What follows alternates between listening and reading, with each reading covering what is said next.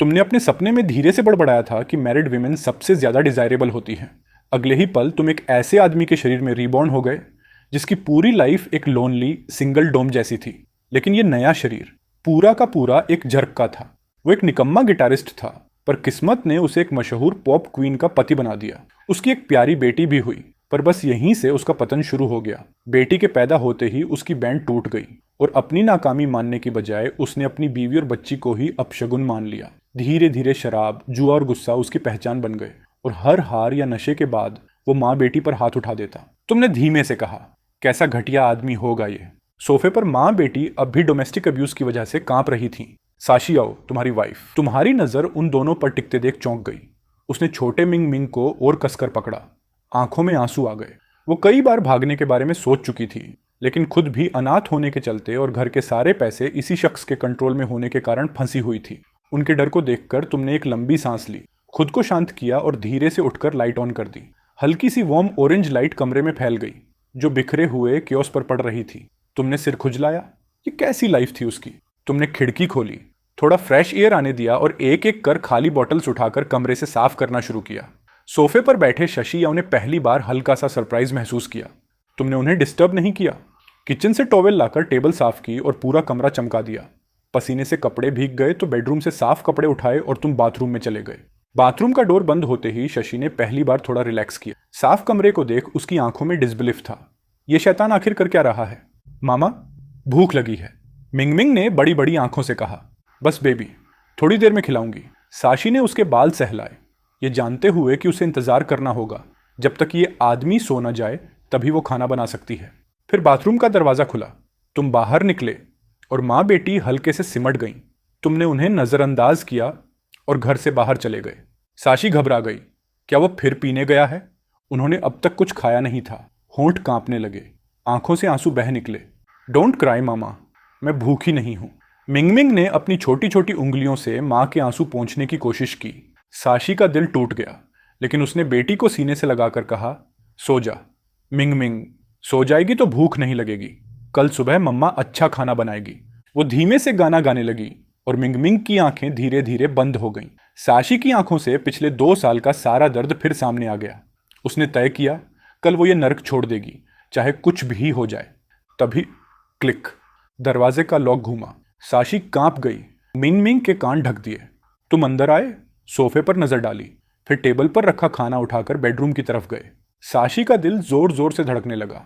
वो भगवान से प्रार्थना करने लगी कि तुम कमरे में मत आओ। धीरे से नॉक हुआ। मैं खाना ले आया हूं, भूख लगे तो खा लेना। आज मैं साइड रूम में सोऊंगा। उसने सुना कि तुम्हारे कदम पीछे हट रहे हैं। कमरे में फिर खामोशी फैल गई। बस उसकी तेज सांसें बची। मिंगमिंग ने आंखें खोली, दरवाजे की तरफ देखा। आज पिता का अजीब सा व्यवहार उसके दिमाग में गूंज रहा था। टेबल पर रखा खाना देखकर शशि का दिल हिल गया। ये शैतान अचानक दयालु क्यों हो रहा है? क्या चाहता है? मिंगमिंग छोटे पैरों से दरवाजे के पास गई, झांक कर खाने को देखा और हल्की सी लार टपक गई, पर बिना मां को देखे हिली नहीं। साशी ने भारी सांस ली, खुद को संभाला और धीमी मुस्कान के साथ मिंगमिंग को उठाया। चल, चुपचाप खा लेते हैं। बाहर तुमने उनके खाने की आवाज सुनी और फिर अपनी सोच में खो गए। फूड खरीदने के बाद तुम्हें याद आया कि घर में सिर्फ $1,800 बचे हैं। पैसे जल्दी प्रॉब्लम बनने वाले थे। अचानक तुम्हारी आंखें चमकी। ये तो पैरेलल वर्ल्ड है। तुमने फोन उठाया, स्क्रॉल किया और मुस्कुरा उठे। इस दुनिया का कल्चरल और एंटरटेनमेंट लैंडस्केप तुम्हारी दुनिया से पूरी तरह अलग था। तुम्हारे पुराने वर्ल्ड के अनोइंग सिंगर्स यहाँ चार्ट टॉपर्स थे।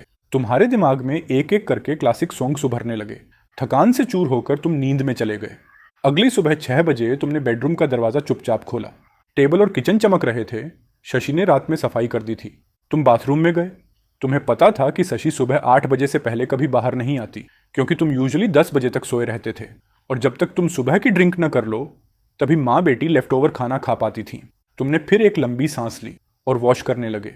कमरे में साशी जाग चुकी थी, पर बाहर आने की हिम्मत नहीं कर रही थी। बाथरूम की आवाज रुकते ही दरवाजा बंद हो गया।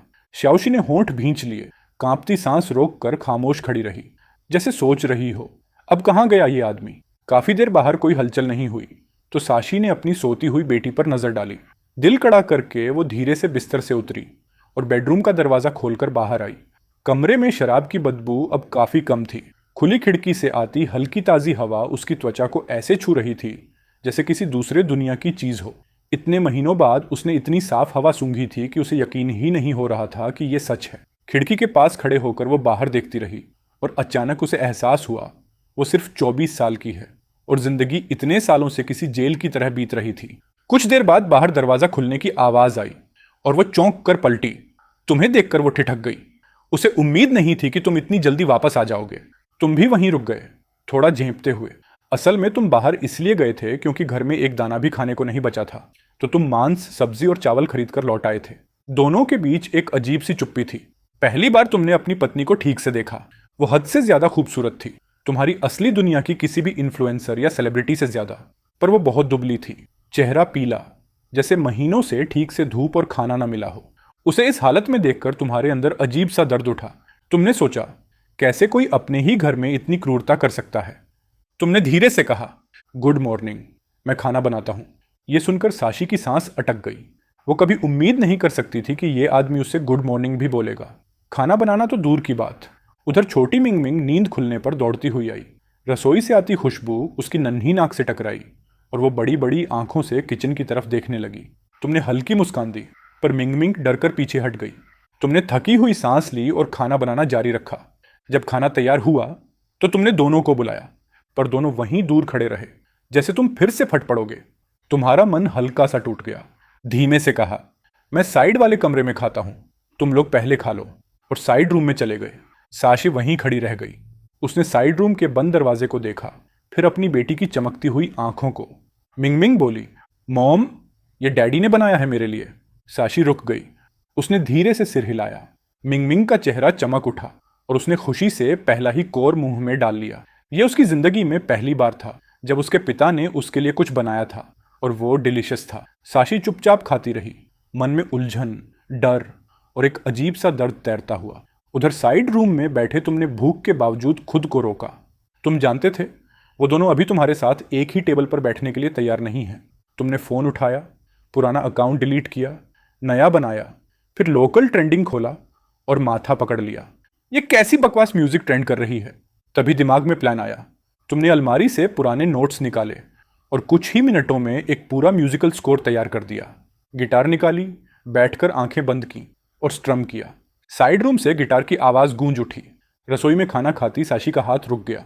ये गिटार, ये तो मेरा था, ये बजा कैसे रहा है? तुम्हारी आवाज धीरे से निकली, because I dreamed you left me, I woke from tears. कमरे में एक जादुई सन्नाटा फैल गया। मिंग मिंग भी खाना रोक कर सुनने लगी, छोटी सी गर्दन तिरछी करके, जैसे पहली बार किसी सेफ चीज का एहसास हो रहा हो। साशी की आंखें फैल गईं, आंसू बिना पूछे बहने लगे। 2 साल, 2 पूरे साल उसने कोई संगीत नहीं सुना था। 2 साल सिर्फ डर, चीखें, मार और लोनलीनेस। अब सामने उसी दानव जैसी शख्सियत की आवाज में इतनी सॉफ्टनेस, इतना इमोशन कि उसका दिल खुद को रोक ना पाया। उसकी आंखें भर आईं, कंधे कांपने लगे और 2 साल का जमा दर्द उसी धीमी रोशनी वाले कमरे में टूट कर गिरने लगा। अब इतने दिनों बाद हिम्मत करके घर से निकलने का प्लान बनाया था, पर यह अचानक आई आवाज, ये गाना, इसका मतलब क्या था? इतना बदलना? श्याओ अंदर तक हिल गई थी। डर उसके सीने में ऐसे फंसा था जैसे सांस रुक गई हो।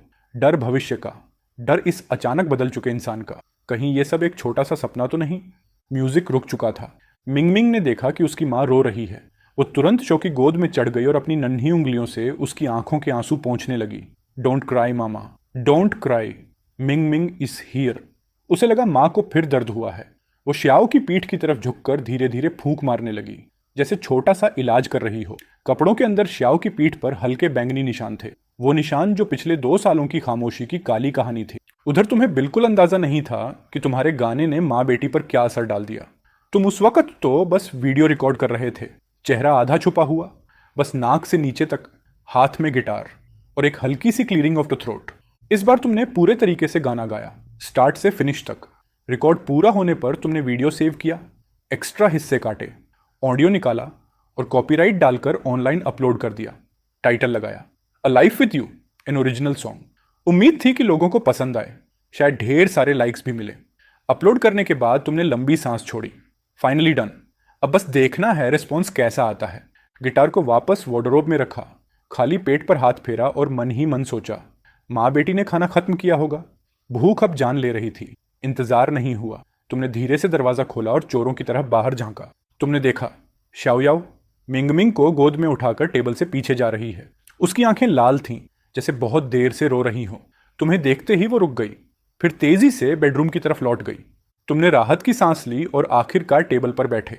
अच्छा लगा कि उन्होंने थोड़ा खाना तुम्हारे लिए छोड़ा था। तुमने बाजरे का दलिया खाया, बर्तन साफ किए, सब समेट दिया। कुछ करने को नहीं था तो तुम इधर उधर घर देखने लगे। 50 वर्ग मीटर का छोटा सा 2 बेडरूम अपार्टमेंट, शादी के वक्त मिलकर खरीदा था। अब सब पुराना लग रहा था। तुम्हें यकीन नहीं हुआ कि श्याओ और बच्ची ने 2 साल ऐसे गुजारे, घर में कैद, दुनिया से कटी, जैसे कोई छोटी सी जेल। तुम जानते थे कि सब एक झटके में ठीक नहीं होगा, इसलिए तुम छोटे सोफे पर बैठकर फोन स्क्रॉल करने लगे। घर कैसे संभालें, बच्चे को खुश कैसे करें, how to be a good father. Internet पर एडवाइस इतनी थी कि तुम्हारा दिमाग घूम गया। तभी बेडरूम का दरवाजा थोड़ा खुला। एक छोटी सी सिर बाहर निकली, मिमी। उसकी बड़ी चमकती आंखें तुम्हें जिज्ञासा से देख रही थीं। उस मासूम नजर ने तुम्हारा दिल नरम कर दिया। उसका चेहरा भी माँ की तरह दुबला था। तुमने सोचा, थोड़ा सा गोल मटोल हो जाए तो कितनी प्यारी लगेगी। पहले तो माँ बेटी सिर्फ बचा खुचा खाते थे, ऊपर से शराब मिली चीजें बच्ची को देना मना था। पुराने मालिक ने पैसे ही नहीं दिए थे, तो ये दोनों किसी तरह जिंदा रहे। तुम मुस्कुराना चाहते थे, पर जैसे ही होंठ उठे, मिम्मी डर गई, दरवाजा बंद कर भाग गई। फिर श्याओ की आवाज आई अंदर से, उसे सहलाते हुए, समझाते हुए। तुमने नाक छुआ बेबस होकर, और वक्त बीतता गया। दोपहर हो गई। तुमने फोन रखा, अब लंच बनाना पड़ेगा। तभी बेडरूम का दरवाजा खुला। श्याओ याओ बिना किसी एक्सप्रेशन के तुम्हारे कपड़ों का ढेर उठाए बाथरूम की तरफ चली। उसने तुम्हें नॉट इवन नोटिस करना चाहा, पर तुमने महसूस किया वो हल्के से डर कर सिमटी थी। तुम्हें अचानक याद आया, तुम्हारे कल वाले कपड़े तो अभी भी वॉशर में पड़े हैं। तुम जल्दी से बाथरूम की तरफ गए। शव अंदर तक घबरा गई। इस वक्त तुम यूजुअली दोस्तों के साथ दारू पीने जा चुके होते, पर अब तुम घर पर थे और उसके पास आने की आवाज ने उसकी सांस बांध दी। वो, मेरे और तुम्हारे कपड़े वॉशर में हैं, पहले मैं निकाल लूं प्लीज। तुम्हारी आवाज उसके पीछे से आई। वो कपड़े निकालने के लिए झुकी थी और डर से हल्का उछल गई।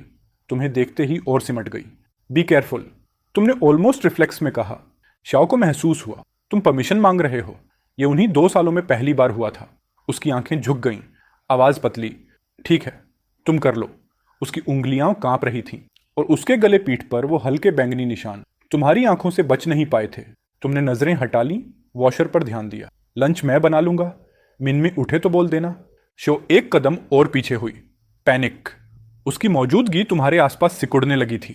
तुमने बस कपड़े उठाए और बैल्कनी पर जा लगे। वो वहीं वॉशर के पास खड़ी रह गई, किचन की तरफ देखते हुए। कंफ्यूजन, डर और उम्मीद की अजीब सी मिलीजुली हवा में। क्लोथ सुखाकर जब वो वापस आई, तुम अब भी किचन में लगे हुए थे। तभी मिंगमिंग नींद से जागी, नंगे पैर, आंखें मसलते हुए। तुम्हें किचन में देख उसे छोटा सा आश्चर्य लगा। वो डोर फ्रेम से टिककर तुम्हें चुपचाप देखने लगी। शाओ मुड़ी और अपनी बेटी को इस तरह देखते हुए देखा, हाफ स्लीपी हाफ हैप्पी, और उसकी आंखें चमक रही थीं। बस इतना देखना उसके लिए बहुत था। वो जैसे टूट गई, उसी हॉलवे की दीवार से टिककर बैठ गई, चेहरा दोनों हाथों में छुपा लिया, और आंसू बहते गए खामोशी में, बिना आवाज के। ये वही सीन था जिसका उसने 2 साल पहले सिर्फ सपना देखा था। लंच तैयार हो गया। तुमने आज भी उनके साथ टेबल पर नहीं बैठा। खाना रखकर तुम जल्दी से घर के बाहर निकल गए। दरवाजा बंद होने की आवाज सुनकर श्याओ ने आंसू पोंछे, होंठ दबाए और अंदर की तरफ दौड़ी। वो खड़ी हुई, मिंग मिंग को गोद में पकड़कर डाइनिंग टेबल की तरफ चली। उस पल उसके अंदर क्या क्या चल रहा था ये कोई नहीं समझ सकता। खुद वो भी नहीं जान पाई कि वो आखिर महसूस क्या कर रही थी। खाना ब्रेकफास्ट जितना ही स्वादिष्ट था और छोटी सी बच्ची ने खुशी खुशी स्टीम्ड एग भी खा लिया था। लेकिन माँ बेटी की ये शांति ज्यादा देर नहीं टिक पाई, क्योंकि तभी दरवाजा खुलने की आवाज आई। दोनों ने एक साथ ऊपर देखा और तुम अंदर आते दिखे, हाथ में एक बड़ा सा बैग लिए हुए। मिंग मिंग हल्की सी डगमगाई। उसके मुंह में अब भी स्टीम्ड एग वाला छोटा स्पून था और उसकी बड़ी बड़ी आंखें तुम्हारी हर मूव को फॉलो कर रही थीं। तुमने नजरें नीचे रखी। तुम सीधे सोफे तक गए, बैग रखा और थोड़ी भारी आवाज में बोले, तुम्हारे लिए ऑइंटमेंट लाया हूं, लगाना। और छोटी के लिए एक टॉय भी लिया है। पता नहीं उसे पसंद आई या नहीं, लेकिन मैंने देखा कि बाकी छोटी बच्चियों के पास ऐसा होता है, तो इसके पास भी होना चाहिए। शो ने कोई जवाब नहीं। तुम कुछ सेकंड रुके, फिर धीरे से बोले, मुझे पता है तुम शायद यकीन नहीं करोगी, लेकिन मुझे ये बोलना जरूरी था। मैं अब ड्रिंक नहीं करूंगा और मैं तुम दोनों को कभी हिट नहीं करूंगा। तुम और मिंग मिंग को अब घर में इतने डर के साथ नहीं जीना पड़ेगा। बच्ची अभी छोटी है, उसके लिए ये एनवायरनमेंट सही नहीं है। ये सब एक सांस में बोलकर तुम्हें लगा जैसे सीने से कोई भारी चीज उतर गई हो उसका कोई जवाब आए बिना तुम चुपचाप साइड बेडरूम में चले गए। शशि ने तुम्हें जाते देखा और बेडरूम का दरवाजा बंद होते ही वो समझ नहीं पाई कि उस अचानक बदले हुए इंसान पर भरोसा करे या नहीं। कमरे के अंदर जाकर तुम और बुरा महसूस करने लगे। आंखें लाल थीं और बाहर रहते हुए तुम बस इतना कर रहे थे कि उन्हें तुमसे कम डर लगे। दिल में बस एक ही बात घूम रही थी, अगर पॉसिबल होता तो तुम यहाँ आते ही नहीं, ये सब देखते ही नहीं। खासकर श्याओशा के शरीर पर वो मार्क्स, जैसे किसी ने तुम्हारी रूह पर वेट रख दिया हो। सिर्फ एक दिन इस घर में रहकर ही तुम ऑलमोस्ट टूट चुके थे। समझ नहीं आ रहा था कि कोई इंसान अपनी ही फैमिली के लिए इतना जहर कैसे रख सकता है। लंच के बाद साशी ने तुम्हारे लिए भी थोड़ा खाना छोड़ दिया। दरवाजा बंद होने की आवाज से तुम्हें पता चला कि वो दोनों खाना खा चुकी हैं। तुम उठकर बाहर आए। कॉफी टेबल पर बैग अब भी उसी तरह रखा था, बिल्कुल अनटच्ड। तुमने होंठ भींचे, समझ नहीं आ रहा था क्या करो। आखिर में चुपचाप बैठकर खाना शुरू कर दिया। तभी मास्टर बेडरूम का दरवाजा दोबारा खुला। मींग मींग ने अपना छोटा सा सिर बाहर निकाला और क्यूरियोसिटी से तुम्हें देखते हुए रुकी रही। इस बार तुमने उसे मुस्कुराकर देखा और वो भागी नहीं। उसकी आंखें अब भी तुम्हारे हर मूव को ऑब्जर्व कर रही थीं। तुम्हारे अंदर हल्की सी वार्मथ आई, जैसे इस छोटी सी सॉफ्ट एनर्जी ने तुम्हारी सारी टेंशन को थोड़ा सा हील कर दिया हो। तुमने चॉपस्टिक रख दी और बहुत ही जेंटल आवाज में बुलाया, मिंग मिंग। आवाज सुनकर वो हल्का सा कांपी, लेकिन फिर भी पीछे नहीं हटी। उसने मास्टर बेडरूम की तरफ देखा, जैसे हिम्मत जुटा रही हो, फिर वापस तुम्हारी तरफ। छोटी सी मुलायम आवाज उसके मुंह से निकली और उसे सुनते ही तुम्हारा पूरा शरीर कांप गया, आंखों में पानी आ गया। क्रॉसिंग ओवर के बाद इतनी प्यारी साउंड पहली बार सुनी थी। मिंग मिंग ने सिर तिरछा किया, कंफ्यूज थी कि डैडी एक साथ हंस भी रहा है और रो भी रहा है। तुमने हल्की सी आवाज में उसे जवाब दिया, फिर उठकर सोफे पर गए। बैग खोला और वो डोल निकाली जो अभी अभी खरीदी थी। तुमने उसे हल्के से हिलाकर मिंग मिंग को दिखाया। उसकी बड़ी बड़ी आंखें चमकी। वो डोल को देखती, फिर मास्टर बेडरूम की तरफ, फिर वापस डोल की तरफ। कुछ पल हिचकिचाई और धीरे धीरे तुम्हारी तरफ चली आई। तुम्हारा दिल तेज धड़कने लगा। तुम नहीं चाहते थे कि डर की वजह से वो वापस भाग जाए। मिंग मिंग को सिर्फ इतना पता था कि डैडी अच्छा खाना देता है और अब एक टॉय भी लाया है जो उसे पसंद है। उसने महसूस किया कि डैडी उसे या उसकी माँ को हर्ट नहीं करेगा। वो तुम्हारे पास आई, छोटा सा मुंह ऊपर उठाया, जोर से सूंघा और फिर मुस्कुराई। You like the doll daddy? तुमने जितनी सॉफ्टनेस ला सकते थे उतनी लाकर उससे बात की। उसकी छोटी उंगलियां डॉल लेने को हिलीं, लेकिन वो खुद इतना हिम्मत नहीं कर पाई। बस तुम्हारी आंखों में देखती रही। तुम धीरे से उसके लेवल पर घुटनों पर बैठे और डॉल उसके हाथ में रख दी। इस बार उसने सच में डॉल पकड़ ली। उसकी आंखें चमक उठीं। वो डॉल को देखती, उसे हाथों से टटोलती और उसकी आंखें खुशी से चांद की तरह टेढ़ी हो गईं। उसे इतना खुश देखकर तुम्हारे अंदर कई तरह की फीलिंग्स एक साथ उठीं। उसके छोटे से दुबले चेहरे को पास से देखकर, उसके फीके 2 साइज छोटे कपड़ों को देखकर दिल में जैसे सुई चुभ गई। वो सिर्फ 3 साल की थी, उसे प्यार मिलने का हक था और वो इतनी सी डॉल से इतनी खुश हो रही थी। तुमने दांत भींचे, जल्दी से आंखों से पानी पोंछा, चेहरा सीधा किया और उसे क्वाइटली खेलते हुए देखते रहे। इधर मास्टर बेडरूम में श्याओ और भी नर्वस हो रही थी। उसे समझ नहीं आ रहा था कि ये सब ठीक है या गलत, लेकिन तुम्हारी एक बात उसने मन में रख ली, बच्ची अभी छोटी है, उसे ऐसे माहौल में नहीं पलना चाहिए। बच्ची को तुम्हारे पास आने देना ही उसका सबसे बड़ा कॉम्प्रोमाइज था। श्याओ के आंसू निकल आए। वो चुपचाप बेड पर बैठी, आंखें पोंछती रही। प्लेटफॉर्म पर एक वीडियो ने सिर्फ 2 घंटे में ट्रेंडिंग लिस्ट में जगह बना ली थी। अभी वो नंबर 5 पर था। यंगचुंग लिन ने पहले तो ज्यादा ध्यान नहीं दिया। उसने भौहें सिकोड़कर शौली से टैबलेट लेने का इशारा किया। क्यों इतना घबरा रहे हो? ये पहली बार थोड़े हुआ है। कौन सा बड़ा इन्फ्लुएंसर गड़बड़ कर गया इस बार? कोई बड़ा इन्फ्लुएंसर नहीं है, शल्ली ने धीमी आवाज में कहा, उसकी एक्सप्रेशन पढ़ते हुए। ये एक नया अकाउंट है, आज ही बना है और वीडियो हमारी पुश सिस्टम से भी नहीं गया, बस एक सॉन्ग है। ये सुनकर यांग चोंगलिन की एक्सप्रेशन तुरंत बदल गई। पहले वाला बोर्डम अब क्यूरियोसिटी में बदल चुका था। एक सॉन्ग और बिना प्रमोशन के नंबर 5? वो कुर्सी पर पीछे झुकी और धोई की ट्रेंडिंग लिस्ट खोली। उसकी आंखें और फैल गईं। ये तो अब नंबर 4 पर पहुंचा हुआ है। चलो देखते हैं किस तरह का सॉन्ग है। जैसे ही उसने सॉन्ग सुना, कमरा कुछ सेकंड के लिए एकदम साइलेंट हो गया। दोई में इतने सालों में उसने ऐसा खूबसूरत सॉन्ग कभी नहीं सुना था। उसने तुरंत क्रिएटर की प्रोफाइल खोली, शिनयाओ। उसके होंठों पर हल्की मुस्कान आई। नाम भी अच्छा है। शाओली, तुमने अच्छा काम किया। इस वीडियो को पुश करो, कल ये नंबर 1 होना चाहिए। शालिनी ने राहत की सांस ली और सिर हिलाया। उसके जाते ही यंग चोंगलिन ने फिर से वो सॉन्ग प्ले किया। उसकी उंगलियां टेबल पर रिदम के साथ टैप कर रही थीं। कुछ सेकंड बाद उसने मोबाइल उठाया और एक प्राइवेट मैसेज भेज दिया। उधर घर पर तुम सुबह 5 बजे ही उठ चुके थे। तुम्हें अभी तक ये पता ही नहीं था कि तुम्हारा सॉन्ग वायरल हो चुका है। जल्दी से मुंह हाथ धोकर तुम मॉर्निंग रन पर निकल गए, लेकिन तुम्हारा शरीर उम्मीद से ज्यादा कमजोर था। कुछ ही मिनटों में सांस फूल गई, बार बार रुकना पड़ा। 1 घंटे में जैसे तैसे 5 किलोमीटर पूरा किया, वही टारगेट जो तुमने खुद के लिए सेट किया था। जब तुम 7:40 पर घर पहुंचे तो दरवाजे पर ही श्याओ से टकरा गए। वो अभी बाथरूम से निकली थी, तौलिए से बाल सुखाती हुई। तुम्हें देखकर वो हल्का सा चौंक गई। मुझे लगा तुम घर पर ही हो, मैं ब्रेकफास्ट बनाती हूँ, वो जल्दी से बोली। तुम 1 सेकंड के लिए ऑकवर्ड हुए, फिर पूछा, मिंगमिंग अभी सो रही है? सियाशी ने चुपचाप सिर हिलाया। तुम्हें मॉर्निंग एनर्जी से भरा हुआ देखकर वो आदमी जो पहले हमेशा बिखरा रहता था, उसका दिल अजीब सा घबरा गया। वो तुरंत किचन की तरफ निकल गई जैसे भाग रही हो। तुम मुस्कुराए। मैं नहा लूं, फिर ब्रेकफास्ट बना दूं? कुछ खास खाना है तुम्हें? तुम्हारी आवाज में हल्की टीजिंग वार्मथ थी। इस बार वो कदमों में रुक गई, फिर धीमे से बोली, नहीं, तुम बैठो, मैं बच्ची को संभाल लूंगी। और वो बेडरूम में गायब हो गई। नहाने के बाद तुम बहुत भूखे थे और तुम्हारा शरीर शराब की क्रेविंग से भी लड़ रहा था। किचन में काम करते हुए तुम बार बार गर्म पानी पीते रहे ताकि क्रेविंग थोड़ी कम हो सके। मिंगमिंग जाग चुकी थी। सियाशी ने उसे तैयार कर दिया था और वो वही गुड़िया पकड़े खड़ी थी जो तुमने कल खरीदी थी। वो किचन के दरवाजे से झांक रही थी, उसी क्यूरियोसिटी के साथ। तुमने पीछे मुड़कर देखा और मुस्कुराए। गुड मॉर्निंग मिनमिन, ब्रेकफास्ट में क्या चाहिए? मिंगमिंग ने सिर तिरछा किया, थोड़ा सोचा, फिर उत्साहित होकर बोली, स्टीम्ड एग, मुझे स्टीम्ड एग चाहिए। तुमने हंसकर कहा, डन, स्टीम्ड एग ही बनेगा। जब तुमने उसके सिर पर हाथ फेरने की कोशिश की, वो हल्का सा पीछे हट गई। तुम हंसे। उसका धीरे धीरे तुम पर भरोसा करना तुम्हारे दिल में एक अजीब सी वॉर्मथ भर देता था।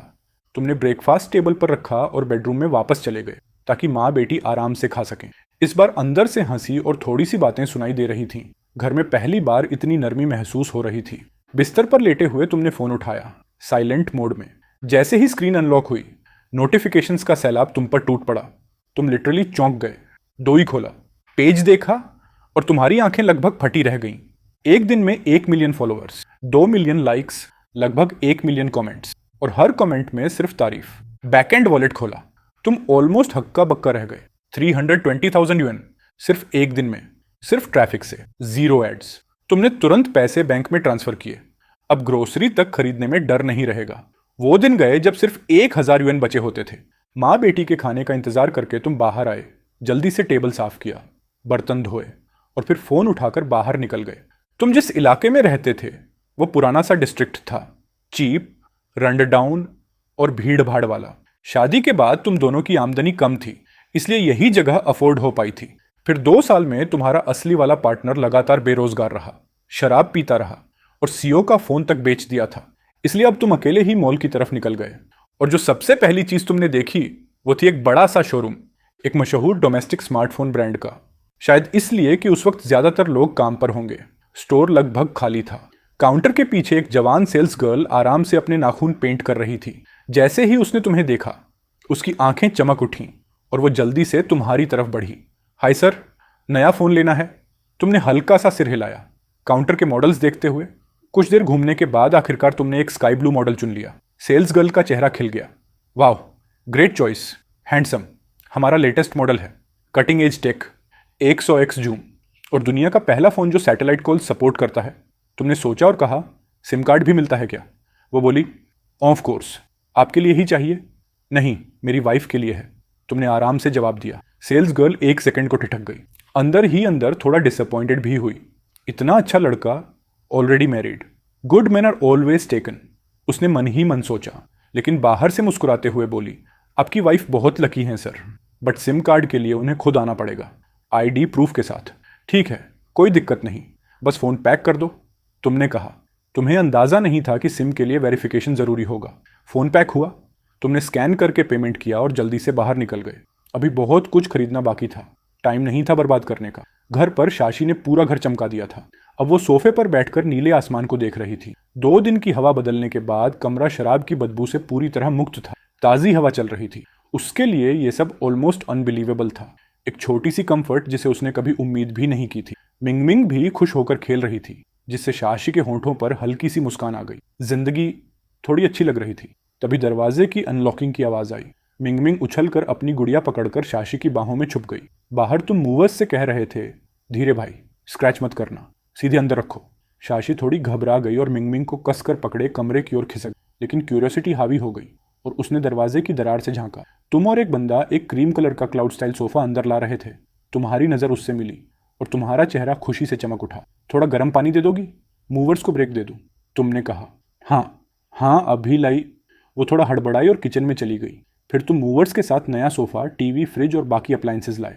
हर नई चीज़ के आते ही घर का पूरा वाइब बदल गया। जो घर थका हुआ, पुराना और टूटा फूटा लगता था, अब फ्रेश, अलाइव और कंफर्टेबल दिखने लगा। पुराना सब सामान तुमने 800 यूएन में बेच दिया था। शाशी को समझ नहीं आ रहा था कि इतने पैसे आए कहाँ से, क्योंकि उसके हिसाब से तो घर में अभी भी तंगी होनी चाहिए थी। मूवर्स को विदा करके तुम बड़े से बैग के साथ लिविंग रूम में आए और एक ताज़ी सांस ली। अब ये सच में किसी का घर लगता था, किसी का टूटता हुआ जीवन नहीं।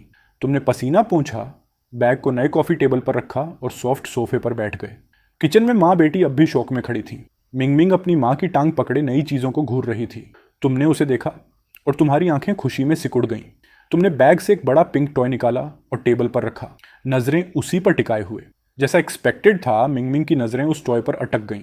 एक हाथ में गुड़िया, दूसरे हाथ से शाशी की शर्ट पकड़े वो आगे झांक रही थी। ये क्या है डैडी? उसने धीमे से पूछा। तुमने मुस्कुराते हुए हाथ बढ़ाया। आओ देखो डैडी तुम्हारे लिए क्या लाया है। वो तुरंत नहीं आई, पहले अपनी माँ की तरफ देखा, फिर हिचकते हुए तुम्हारी तरफ बढ़ी। तुमने टॉय खोला, अंदर एक छोटा सा प्रिंसेस हाउस था। प्रिंसेस का घर सजाएंगे डैडी के साथ? तुमने पूछा। उसकी आंखें चमक उठीं। वो धीरे धीरे तुम्हारे घुटनों के पास आ गई।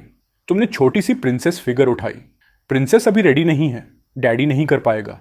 क्या तुम हेल्प करोगी उसे प्रिटी बनाने में? उसने झिझकते हुए फिगर लिया। तुमने उसका छोटा हाथ अपने हाथ से पकड़कर उसे फील करवाया। फिर तुमने पिंक ड्रेस उठाई और उसका हाथ गाइड किया। Daddy is counting on you princess को रेडी करने के लिए। Okay daddy. उसकी आवाज़ एक्साइटमेंट से भर गई। डैडी के हाथ कितने वार्म हैं, मम्मी से भी ज़्यादा वार्म। वो मन ही मन सोच रही थी। फिर तुम्हारी ऑकवर्ड सी एक्सप्रेशन देखकर वो खिलखिलाकर हंस पड़ी। डैडी सो सिली, मैं सिखाती हूँ। वो प्रिंसेस को क्लमसीली ड्रेस कर रही थी, तुम्हारे घुटने से लगी हुई। तुम भी हंस दिए और दोनों मिलकर छोटे से प्रिंसेस हाउस को सजाने लगे। कमरे में वार्मथ फैल गई, एक छोटी सी फैमिली लाइक मोमेंट। दरवाजे पर टिककर खड़ी शाशी ये दृश्य देख रही थी, आंखें नम, दिल भरा हुआ। तुमने ऊपर देखा, वो तुम्हें ही घूर रही थी, खोई हुई। उसकी हल्की नीली शर्ट, जो ज्यादा धुलने से फीकी पड़ चुकी थी, तुम्हारी नजर में सीधी चुभ गई। एक पल को तुम्हें याद आया, ये वही पेरेंट चाइल्ड मैचिंग आउटफिट था जो साशी याओ ने मिंग के दूसरे जन्मदिन पर चुपके से खरीदा था। बाद में जब डे केयर वालों ने यह बात पकड़ ली तो श्याओ याओ को सजा दी गई थी। असली मालिक ने तो उसका फोन तक बेच दिया था। ये याद आते ही तुम्हारी सांस अटक गई। अगले ही सेकंड तुम अचानक उठे, मुंह दबाया और बाथरूम की तरफ भागे, जहां तुम जोर जोर से उल्टी करने लगे। अब तुम्हें समझ आया कि जब इंसान में थोड़ी सी भी कॉन्शियस बची हो तो ऐसी हरकतें खुद की आंखों से देखना कितना घिनौना और गुस्सा दिलाने वाला लगता है। अचानक हुई आवाज से माँ बेटी दोनों डर गईं। श्याओ याओ कांपी, फटाफट सोफे की तरफ भागकर मिंग को अपनी बाहों में भर लिया। छोटी मिंग तो और भी सहम गई, कहीं जैसे पहले होता था वैसे ही गुस्सैल। खूंखार पिता फिर बाहर आकर उस पर बरसना पड़े। उसके लिए तो ये उल्टी की आवाजें हमेशा किसी मैन ईटिंग टाइगर जैसी रही थीं। कुछ देर बाद तुम बाथरूम से लड़खड़ाते हुए बाहर आए, आंखें लाल, चेहरा थका हुआ, और सामने डरी सहमी श्याओ याओ और मिम्मी को देखकर दिल और भी भारी हो गया। पेट अभी भी मिचला रहा था, पर तुमने खुद को संभालते हुए धीमे से कहा, सॉरी, मेरा मतलब डराने का नहीं था, बस तबीयत खराब हो गई। अब जब तुम उसकी बॉडी में रह रहे थे तो ये सोचकर ही तुम्हारे पूरे शरीर पर जैसे हजारों चींटियां दौड़ गईं। श्याओ याओ और मिंग मिंग दोनों अभी भी दूरी बनाए रही तो तुमने एक भारी सांस ली, उनके पास से गुजरे, मिंग मिंग को धीरे से पकड़ा और सीधे किचन में जाकर सब्जियां धोने लगे। मिंग मिंग ने शायद खेल भी पूरा नहीं किया होगा। तुम खेलते रहो, मैं लंच बनाता हूं, तुमने कहा। शो ने तुम्हारी तरफ देखा, वही चेहरा, वही इंसान, लेकिन एक अलग सा सुकून। उसने हल्का सा सिर हिलाया और मिंग को गोद में लेकर फिर सोफे पर बैठ गई। मिंग ने माँ की बाहों के बीच से झांककर तुम्हारी तरफ देखा और फिर मुस्कुरा दी। उसे समझ आ गया कि उसका जेंटल डैडी अभी भी वहीं है। जब तुम खाना टेबल पर रख कर निकले, श्याओ चुपचाप साइड के कमरे में चली गई। उसके होंठ हल्के से हिले, जैसे कुछ कहना चाहती हो, पर आवाज नहीं निकली। खाना खाते वक्त मिंग मिंग ने अचानक पूछा, मॉम, डैडी हमारे साथ क्यों नहीं खा रहे? श्याओ ने मसालेदार तली हुई मांस का टुकड़ा चबाते हुए उसकी तरफ देखा। यह उसका मनपसंद खाना था, लेकिन शादी के बाद उसने इसे लगभग छोड़ा दिया था क्योंकि तुम्हें स्पाइसी बर्दाश्त नहीं था। उसने बेबी की तरफ देखा, फिर कमरे की तरफ, और फिर मुस्कुराई, जैसे सूखी जमीन पर पहली बारिश की बूंदें गिरें। क्योंकि डैडी और मामी अभी रेडी नहीं हैं, उसने धीरे से कहा। मिंग समझी नहीं, बस और ज्यादा उलझ गई। उधर तुम कमरे में फर्श की तरफ देखते बैठे थे। तुम जानते थे ये उल्टी शारीरिक नहीं, पूरी तरह साइकोलॉजिकल थी। जितना खुद को समझाते उतना ही सच्चाई याद दिलाती कि इस शरीर का असली मालिक कैसा राक्षस था। दिमाग भटकाने के लिए तुमने फोन उठाया और डोइन की ट्रेंडिंग वीडियोस पर स्क्रॉल करने लगे। तुम्हारा वीडियो अभी भी टॉप पर था, लाखों कमेंट्स, नए सॉन्ग्स की डिमांड। किचन में बर्तनों की आवाज आई तो तुमने फोन नीचे रखा और कमरे का दरवाजा खोला। टेबल पर तुम्हारा खाना रखा था। साशी याओ बर्तन धो रही थी और मिंग अपने नए टॉय के साथ मजे से खेल रही थी। तुम्हें देखते ही मिंग का डर काफी कम था। तुम मुस्कुराए, उसके सिर पर हाथ फेरा और किचन की तरफ बढ़े। तभी श्याओ बाहर आई और तुम्हारी नजर उससे मिली।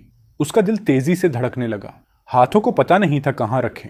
वो नर्वस होकर अपनी शर्ट का कोना मरोड़ने लगी। उसकी ये छोटी दबे दबे जेस्चर्स देखकर तुम अंदर ही अंदर आह भरे बिना नहीं रहे। यही नरमी, यही संकोच था जिसकी वजह से पुराना दानव उसे सालों तक कुचलता रहा। सोच झटकते हुए तुमने कॉफी टेबल से एक नया फोन उठाया। तुमने नरमी से कहा, तुम्हारे लिए फोन खरीदा है, देखो पसंद आता है या नहीं। और एक बात करनी थी, बैठोगी यहां। श्याओ ने पहले नीचे देखा, फिर हिम्मत करके ऊपर, तुम्हारी साफ शांत आंखों में देखते हुए। फिर उसने टेबल पर रखे उस नए स्काई ब्लू फोन को देखा और धीरे से सोफे पर बैठ गई। क्या बात करनी थी? उसकी आवाज बहुत हल्की थी, जैसे हवा में घुल जाती हो।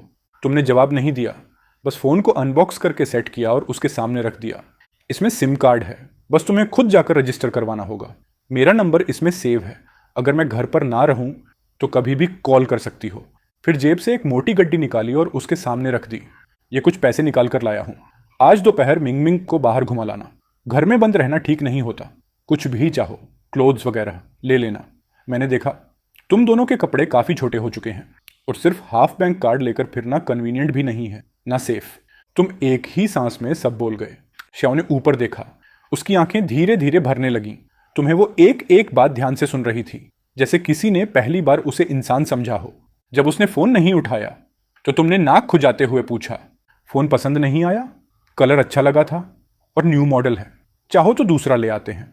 उसने सिर हिलाया, आंखें चमकते हुए तुम पर टिक गईं। नहीं, पसंद है, थैंक यू। आवाज धीमी लेकिन कांपती हुई, जैसे दिल में कुछ टूट कर फिर जुड़ गया हो। तुमने उसकी तरफ देखा, फिर थोड़ा मुस्कुराते हुए नजरें हटाईं।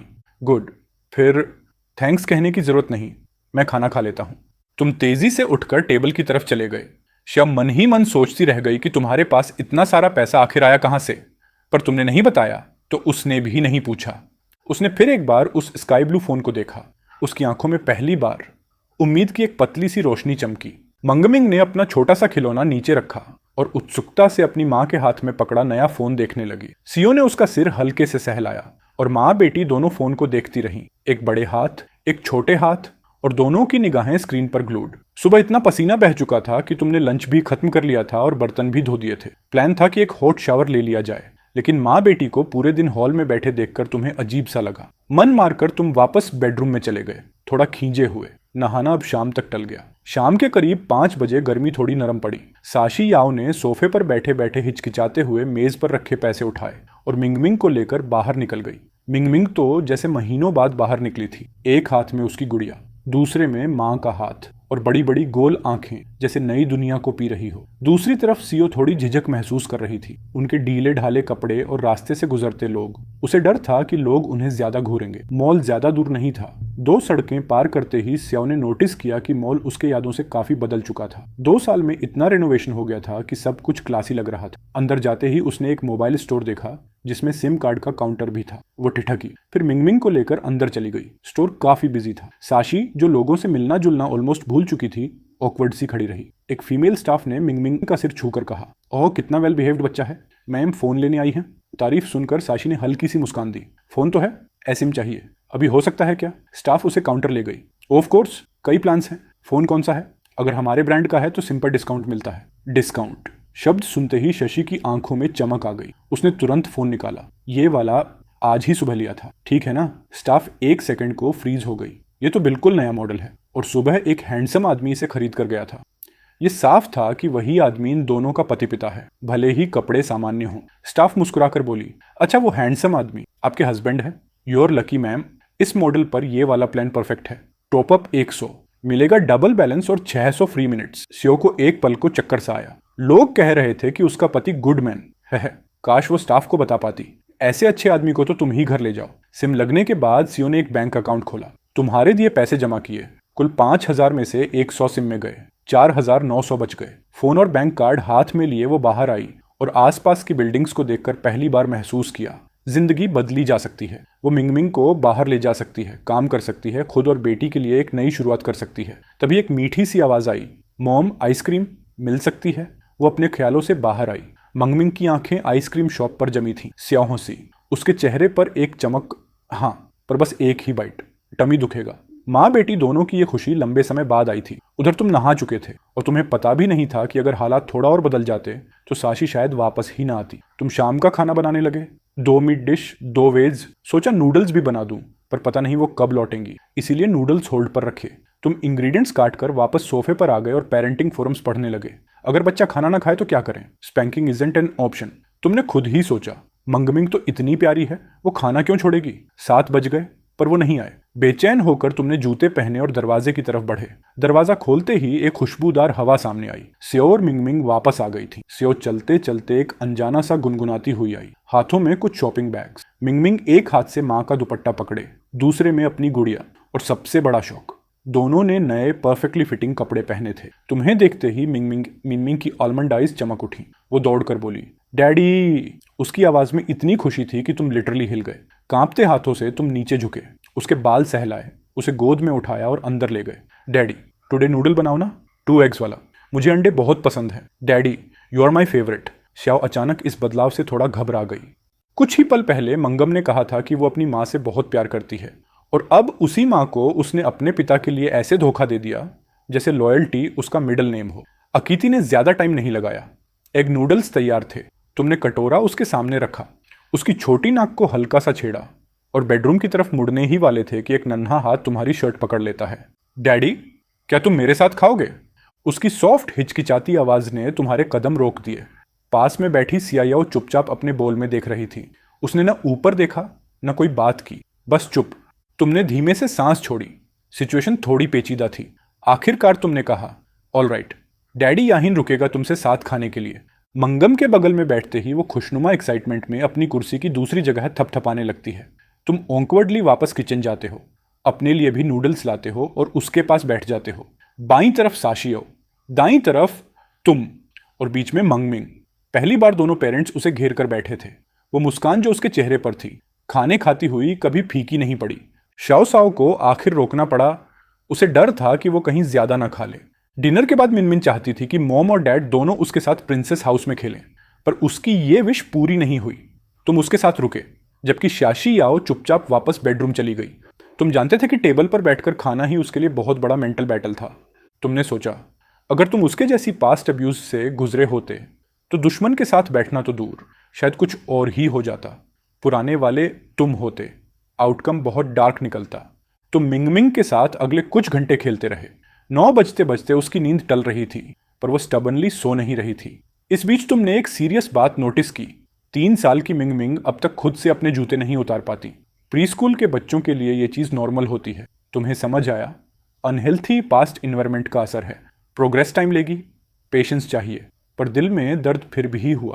तभी साशा याओ बेडरूम से बाहर आई। कुछ बोली नहीं, पर उसकी नजरें तुम दोनों पर रुक गईं। तुम तुरंत समझ गए। तुमने मिमिंग को उठाया, उसके चेहरे पर किस किया और कहा, चलो बेटा, अब सोने का टाइम है, कल डैडी फिर खेलेगा तुमसे, ओके? उसकी नींद से भरी आंखें थोड़ी खुलीं। फिर उसने तुम्हारी तरफ देखा, फिर सिया याओ की तरफ, और फिर तुम्हारी गर्दन में चेहरा छिपाकर बोली, आज मैं डैडी के साथ सोऊंगी। तुम कुछ सेकंड के लिए स्टंट रह गए और सिया याओ का चेहरा हल्का सा डार्क पड़ गया। तुमने उसकी तरफ ऐसे देखा जैसे ये मेरी चॉइस नहीं, बच्चे की है। शशि याओ के हाथ मुट्ठी में बंध गए। उसे अंदर ही अंदर पता था कि 2 दिनों में ही तुमने मिमिन का दिल जीता लिया। थोड़े से वॉशअप के बाद जब मंगम बेड पर तुम्हारे साथ चढ़ी और छोटे से कोआला की तरह तुमसे चिपक गई, तुमने उसे अलाउ किया। पहली बार तुमने उसे बेड टाइम स्टोरी सुनाई। वीडियो में देखी अपनी सूदिंग कहानी वाली वॉइस याद करते हुए बोले, वंस अपॉन अ टाइम एक खूबसूरत किंगडम में 2 बहुत क्यूट बच्चे रहते थे और उनमें से एक का नाम था एल्सा। मंगमिंग की आंखें धीरे धीरे बंद हुईं, चेहरे पर एक पीसफुल सा स्माइल, और वो सो गई। अगली सुबह वो अभी सो ही रही थी कि तुम क्वाइटली बेडरूम से बाहर निकले और रनिंग के लिए लिविंग रूम पहुंचे। जैसे ही तुमने कॉफी टेबल देखी, तुम्हारी आंखें फैल गईं। सारे क्रीम जार्स गायब। तुम्हारे चेहरे पर एक हल्की मुस्कान आ गई। 2 घंटे की रनिंग, नहाना, ब्रेकफास्ट तैयार करना, सब खत्म कर तुम उसे उठाने गए। तुम्हारी जेंटल आवाज सुनकर वो जागी। आंखें मलते ही तुम्हें देखकर शरारती मुस्कान आई। उसने हाथ फैलाए, हग सिग्नल। तुमने उसे उठाया, येस्टरडे खरीदे नए कपड़े पहनाए और उसे बाथरूम ले गए। ऑनलाइन सीखी चाइल्ड केयर टेक्निक्स असल में काफी मुश्किल निकली। उसका नाजुक शरीर सब संभाल कर करना पड़ रहा था। बाल बांधना तो और भी मुश्किल, तिरछे हो गए। Daddy is a big dummy. Mingming ने मिरर में मेसी बाल देखकर मुंह फुलाया। तुमने उसकी नाक दबाई, वो हंस पड़ी। फिर उसने तुम्हारी नाक भी पींच कर दी। दरवाजे पर खड़ी शशि ये सब क्वाइटली देख रही थी। कुछ बोली नहीं, पर होंठों पर एक हल्की मुस्कान आ गई। ब्रेकफास्ट के बाद तुमने मिंग मिंग को सीओ के पास वापस नहीं भेजा। तुमने प्रिंसेस हाउस में ही उससे खेलते खेलते बेसिक 1 से 10 नंबर्स इंट्रोड्यूस किए। उसकी लर्निंग में गैप्स समझकर तुमने प्लान बनाया। खेल खेल में धीरे धीरे एसेंशियल चीजें सिखाओगे। मिंग मिंग जल्दी समझ रही थी और कल रात से वो नोटिसेबली ब्राइट और लाइवली लग रही थी। इंप्रूवमेंट साफ दिख रहा था और ये दिल गर्म कर देने वाला एहसास था। साशी साइड में बैठकर फोन पर ऐप्स स्क्रॉल कर रही थी, पर नजर बार बार तुम दोनों पर जा रही थी। उसे साफ दिख रहा था तुम उसे कितनी जेंटली नेचुरली चीजें सिखा रहे हो। उसके दिल में एक छोटी सी वॉमत उठी, एक रिग्रेट भी। वो हमेशा अपनी बेटी को अच्छे से पालना चाहती थी, पर पिछले फैमिली एनवायरनमेंट ने उसे मौका ही नहीं दिया। उसने फिर फोन स्क्रीन पर देखा। नए ऐप्स कितनी तेजी से डाउनलोड हो गए थे। वीचैट खोलते ही अनरीड मैसेजेस की लड़ी नजर आई। वो थे टलेले के, वो असिस्टेंट जो 2 साल से उसके साथ काम कर रही थी। शादी के बाद से उसने इन मैसेजेस को इग्नोर कर दिया था, पर तलेले लगातार उसे टेक्स्ट करती रही, पूछती हुई कि वो ठीक है या नहीं। मैसेजेस पढ़ते हुए स्याओ के दिल में एक हल्की गर्माहट उतर आई। उसने जल्दी से रिप्लाई किया, सॉरी लिले, मैं जवाब नहीं दे पा रही थी। अब मैं ठीक हूं, डोंट वरी। जवाब ऑलमोस्ट तुरंत आ गया, जी तुम जिंदा हो। मैंने सोचा शादी के बाद तुम मुझे कभी टेक्स्ट नहीं करोगी। तुम्हें नहीं पता, तुम जैसे ही गायब हुई कंपनी में गॉसिप आग की तरह फैल गया। वो इरिटेटिंग लू जिया तो हद पार कर रही है। तुम्हारे बारे में झूठ फैलाकर कह रही है कि तुम डिजर्व करती थी। बेहद गुस्सा आता है। साशो ने होंठ भींचे। वो जानती थी लेले सच कह रही थी। काम में वो लूजिया से आगे थी। अब उसके हटते ही लूजिया की कोशिशें वहीं थीं। ऊपर आना, बदनाम करना, क्राउड को अपनी तरफ खींचना। उसने टॉपिक बदलते हुए पूछा, लेले तुम कैसी हो? लाइफ कैसी चल रही है? मैं ठीक हूं शी, डोंट वरी। मैं वो इंडेस्ट्रक्टिबल छोटी कॉकरोच हूं, पर मैंने तुम्हें बहुत मिस किया। क्या तुम वापस आ रही हो? शौक कुछ पल चुप रही। क्या वो कभी लौटेगी? उसने तुम पर नजर डाली, फिर मिंगम पर। धीरे धीरे उसका मन शांत हुआ। प्रोबेबली नहीं, पर अगर तुम मिलना चाहो तो हम टाइम फिक्स कर सकते हैं। उसने भेज दिया।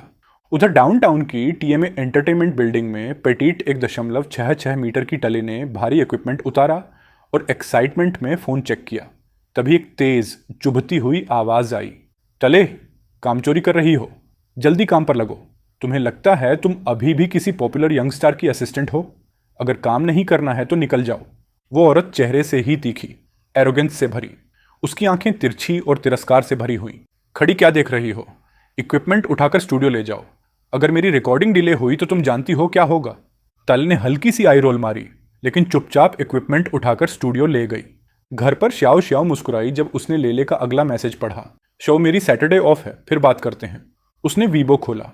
उसकी आखिरी पोस्ट 2 साल पुरानी उसकी रिटायरमेंट अनाउंसमेंट थी। एक समय की लाखों वाली फॉलोइंग अब कुछ हजार रह गई थी। वो भी लॉयल फैंस जो अब भी केयरिंग कमेंट्स छोड़ते थे। वो क्यूरियोसिटी में ट्रेंडिंग देखती है। एक हेडलाइन चमकती है, a life time with you, mysterious singer explodes overnight with millions of views. Screen ने ऑटो प्ले शुरू कर दिया। गिटार की जानी पहचानी धुन रूम में भर गई। सब कुछ अचानक शांत हो गया। तुमने इंस्टिंक्टिवली अपना सिर मोड़ लिया, थोड़ा एम्बेरेस्ड। मिंगमिंग की बड़ी बड़ी आंखें स्क्रीन पर फिक्स हो गईं। वो धीरे से सियाओ की गोद में घुस गई। साशी याओ फ्रीज हो गई। ये वही वॉइस, वही सॉन्ग जो उसने कुछ दिन पहले रिकॉर्डिंग के दौरान सुना था। मिंगम ने अपनी छोटी उंगली स्क्रीन की तरफ उठाई और सियाओ की तरफ चमकती आंखों से देखा। डैडी, डैडी फोन में है। साशो ने बेटी के सिर पर हाथ फेरा और फुसफुसाकर बोली, अब समझी? डैडी के पास इतना पैसा फर्नीचर खरीदने और घर का सब खर्च उठाने का रीजन क्या है? मिलियंस ऑफ लाइक्स मिल रहे हैं उसे। अफोर्ड करना कोई सरप्राइज नहीं है। फिर उसकी नजर तुम्हारे शार्प काल्म चेहरे पर गई।